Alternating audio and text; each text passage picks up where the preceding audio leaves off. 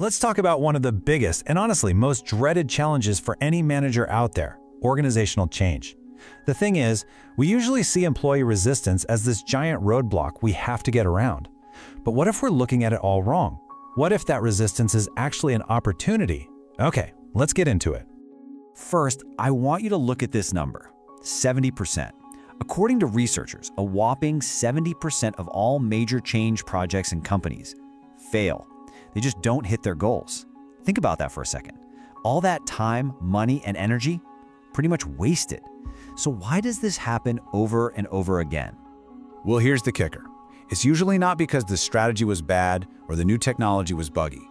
The number one culprit, time and time again, is a totally predictable, totally human reaction to being disrupted: resistance. And that's key. It's a natural reaction, not some kind of character flaw. So if we want to fix this, we've got to really understand the problem first. What are we really talking about when we say resistance? And what's the real cost if we just try to ignore it and push through? Okay, so what is it? Simply put, it's any kind of pushback when you're trying to do things in a new way. Now, some of it is overt. It's out in the open. You know, the complaints in meetings, the arguments, that's easy to spot.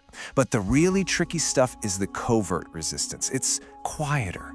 It's the project that's suddenly behind schedule, or that team that just kind of keeps forgetting to use the new software. And let me tell you, ignoring this stuff is a huge mistake. It doesn't just go away. It festers. Morale starts to drop, you start losing your best people, and before you know it, the entire project you've worked so hard on just fails. To get ahead of this, we kind of have to become psychologists for a minute. We need to get inside the heads of our team members and really understand the why. What is actually driving this pushback? And here's the thing, it almost always comes down to some very real, very human concerns. It's not about people trying to be difficult. It's about things like fear, a sense of losing control, or just plain old mistrust. So let's break down a few of the biggest drivers. First up, good old-fashioned fear of the unknown. I mean, think about it. When you announce a big change, but you're vague on the details, people's minds start filling in the blanks, usually with the worst-case scenario. You might say automation, thinking about efficiency, but your employee is hearing, is a robot about to take my job? That uncertainty is scary, and it makes people want to slam on the brakes. Next is a huge one, loss of control. Your people, especially the experienced ones, they're proud of their work. They've built systems and routines that they know work. So when a big change is just handed down from the top with zero input from them, it can feel like you're saying their expertise doesn't matter. It makes them feel powerless, and people will always fight to get a sense of control back.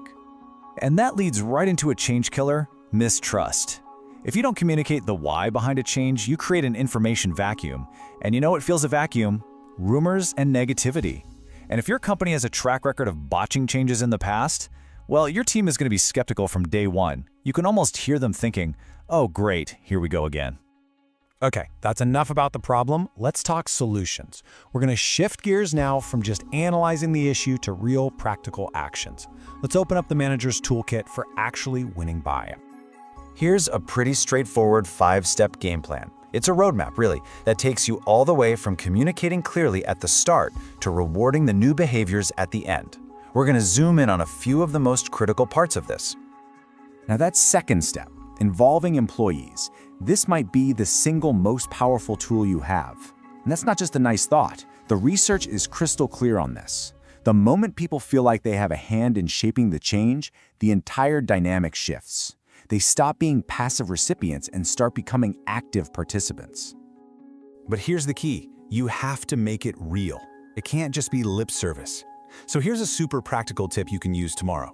Create a task force or a working group and invite your frontline employees, the people who actually do the work every single day.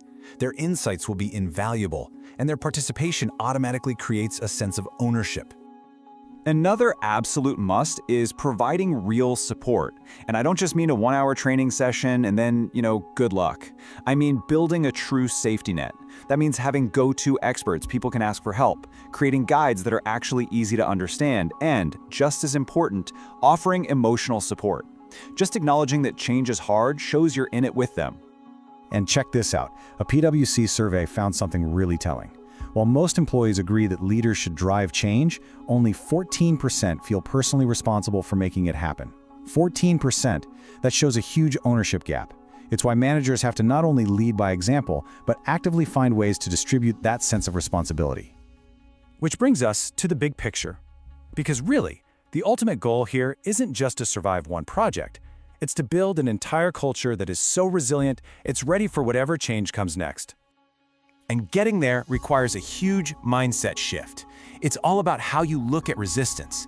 Instead of seeing it as a problem to be silenced, you need to start seeing it as feedback to be understood. That employee who's raising concerns, they might have just spotted a fatal flaw in your plan. They're not a bad employee, they're an engaged one. So building this kind of change-ready culture really stands on 4 key pillars. You have to promote continuous learning, empower leaders at every level, make a point to celebrate adaptability, and, like we just said, treat that resistance not as a nuisance, but as a valuable source of data. Because at the end of the day, that's what this is all about. The real measure of success isn't just that you installed the new software, it's that you brought your people with you. If you get the system up and running, but you've lost the trust and engagement of your team, then you haven't really won it all. Ultimately, how you handle resistance defines your leadership. So I'll leave you with this question to think about. Is that pushback you're getting for your next big project just an obstacle to be crushed, or is it your company's next great opportunity to learn, to engage, and to grow even stronger?